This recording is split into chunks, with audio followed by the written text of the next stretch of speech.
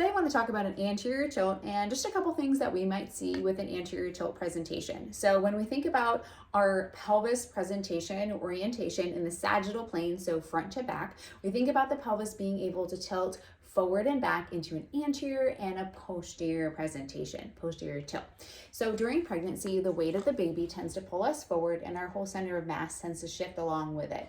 We tend to see this more open scissored presentation. So ribs flared and the pelvis is more dumped forward. Our abs are being kind of stretched and lengthened. This is why we might feel a little bit of low back tension because this area right here you can see is getting shortened. So with an anterior tilt, we're thinking about the pelvis being able to move forward and back. We also have the possibility for one side to be more forward relative to the other. And you can see how if we have one side that's more relative forward than the other, this might cause some like SI agitation or just discomfort.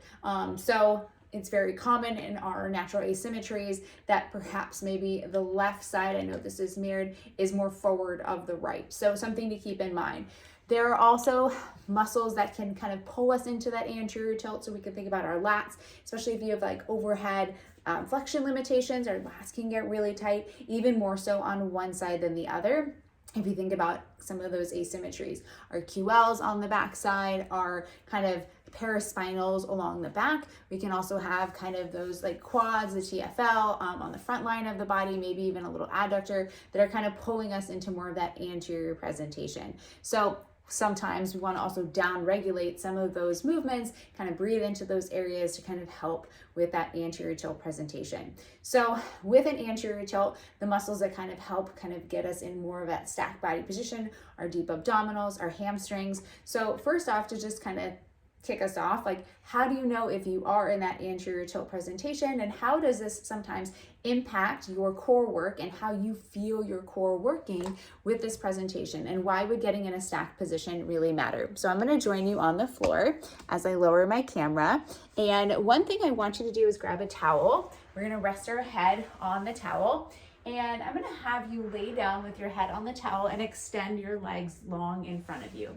So right away when you do this, you might find that your pelvis just kind of dumps forward and you're pretty much off the ground. So these ASIS, these hip bones on the front relative to the pubic bone. That's also a really good indication when you're standing, if you're in that more anterior tilt presentation, is you're going to notice these hip bones are kind of in front of the pelvic bone, like this. So when we're on the ground, you can kind of take note of where those bony hip landmarks are. You may even notice that one side is more forward than the other. And right away, for some people, you know, one of our tendencies to kind of get out of that anterior tilt is to kind of like tuck under and clench and almost force that posterior tilt. So right away, you may feel the urge to want to do that. So right now, just kind of tune in to where those hip bones are relative to the pubic bone. You can take the heels of your hands and go like this, and just kind of notice and see what you feel as you try and kind of move the pelvis in and out of that anterior and posterior tilt. Another thing you can kind of take note of is kind of some of the abdominal tension in different areas on the left versus the right around the hip bones as you think about engaging through your abdominals. So if you have an anterior tilt more on one side than the other, perhaps you notice more coning or more rectus dominance on that side because the TAs are not able to show up as well on that side because we're in that more anterior tilt. So if I'm doing something like a march, maybe I find that one side is harder than the other, or maybe one side, all I feel is my hip flexor working and I'm not feeling my abs because I'm more forward in that presentation. So instead of using my deep abdominals to pull my knee up, I'm basically just using my hip flexor and my quad. So being able to find, and that's why another reason we practice these pelvic tilts, to find neutral. We work on the hamstrings, we work on the breathing and the abs so we can connect and actually use the deep abs to lift the leg up instead of kind of relying on these hip flexors, and why we want to address that pelvis position front to back so that we can actually recruit the deep abdominals and get in a more stacked position and also get those hamstrings on.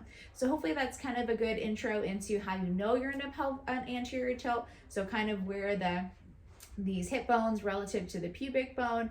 And even just looking in standing, you can typically tell if the hip bones are in front of the pubic bone. You'll see kind of that lower back compression and that open scissor presentation, and why maybe you have a more difficult time connecting to the abdominals on one side versus the other, and maybe notice more kind of coning or that rectus appearance. So let me know if you have any questions on anterior tilt, and over time we'll kind of progress to different planes of motion.